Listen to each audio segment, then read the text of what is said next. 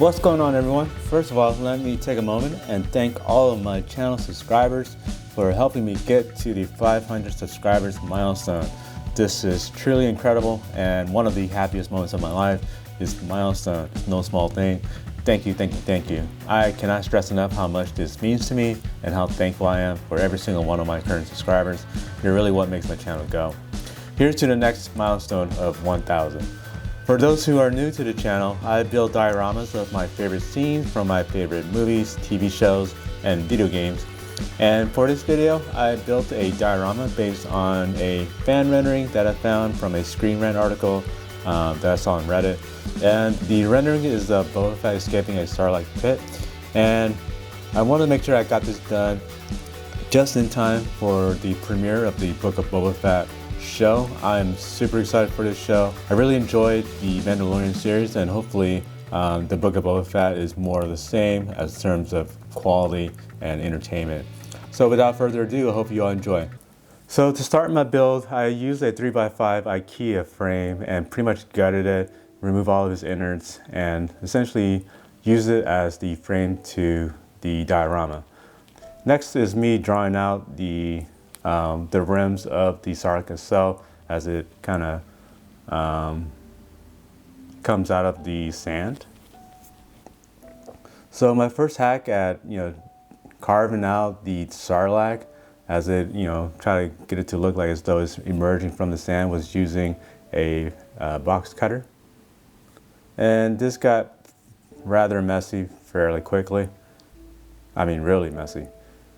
And if that wasn't messy enough, I busted out my Dremel and really try to fine tune the Sarlacc pit.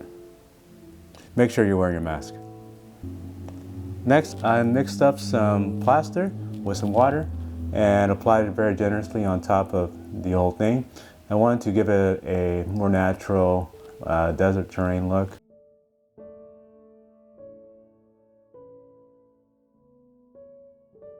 Next, I needed to cut out or create a bunch of little teeth of the Sarlacc monster himself. And this was taking a little bit too long, so I opted to perform some wizardry and apply some magic. Hiya! Next, I needed to create those little bulbs or sacs that the teeth came out of. So I rolled together some milliput and broke off a bunch of pieces for that. Bloop, bloop, bloop. Bloop, bloop, bloop, bloop, bloop, bloop, bloop, bloop, bloop, bloop, bloop. Next, here's me very good in that college effort in drawing the mouth of the Sarlacc. You can tell it's very quality work, top quality, top shelf work. Had to give it a few iterations to make it really work or look decent at all, but I thought it looked okay.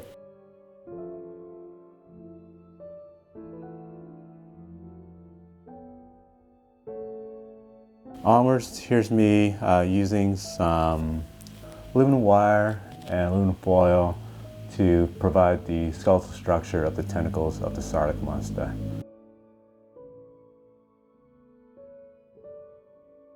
Repeat those steps 3 more times. The next step was to form some polymer clay together, roll it up, and use that to wrap the tentacles.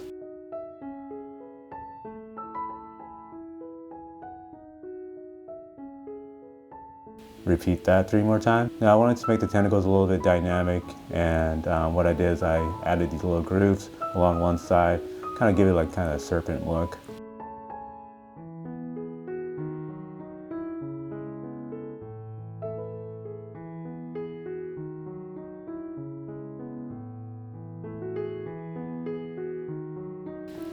And then on the other side, I poked it with this thing to give it a stippling effect, or a stippling effect.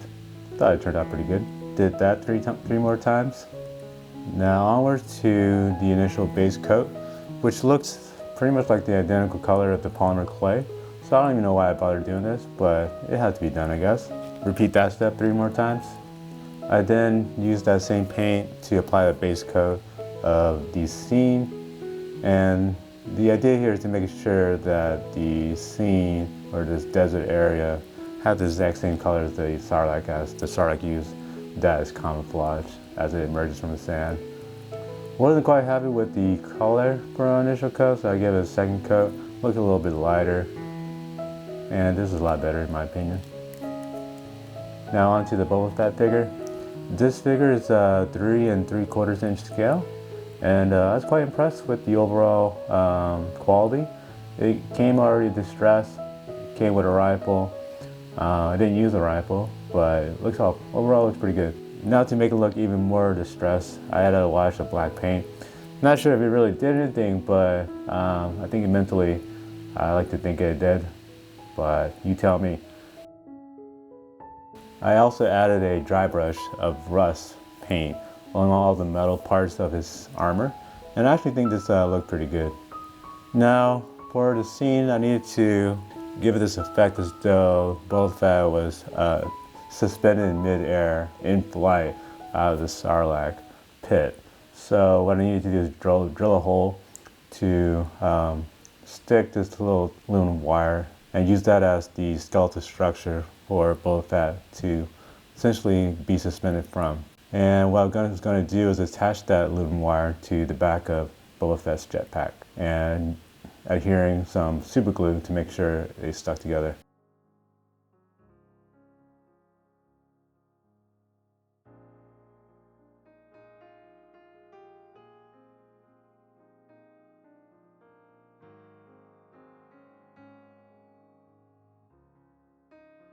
Now to create that fire explosion coming out of Boba Fett's jetpack, I need to get some lights to create that smoke and fire effect. So I ran this wire of LEDs that came pre-wired and attached to some coin cell batteries. So that was really nice and useful since I didn't have to solder or do any soldering. I did 2 of these. I want to make sure that they were really bright. Then I went in and applied a little bit of dry brush, kind of highlights to the sandy area, make it look a little more dynamic as far as the terrain goes. So I noticed that this jetpack has these 2 exhausts, and what I needed to do is make sure that the smoke and fire that came out of the exhaust, that came out of Boba Fett, came from the exhaust actually, not from the middle of his jetpack. So I attached these 2 little toothpicks and wrapped the LED wires around them. Next, what I'm going to do is generously wrap a good amount of cotton balls around all these LED lights to create that smoke and fire effect from the jetpack. Now to give it a good initial coat of yellow paint using my airbrush. And then once that was done, add a coat of red paint, some highlight area, give it a more fiery look. And then lastly, added a coat of black paint to create that kind of smoke effect. I wasn't completely satisfied with how the tentacles were looking, so I went back and added a wash of a darker tan, kind of give it a look, to really give it a more dynamic and alive effect. Now on to attaching the tentacles using super glue. There's one, then there's the rest. Now to hide the super glue, I'm going to spray down some watered down Mod Podge and then toss some sand on top of it, which actually I think it made a cool effect as though it's emerging out of the sand. So that concludes my video. Thank you so much for watching all the way to the end. If you aren't already subscribed by now, please do. Subscriptions, comments, and channel engagement such as smashing that like button really help my channel grow and get my videos recommended to people who are not currently aware of my channel. Thank you.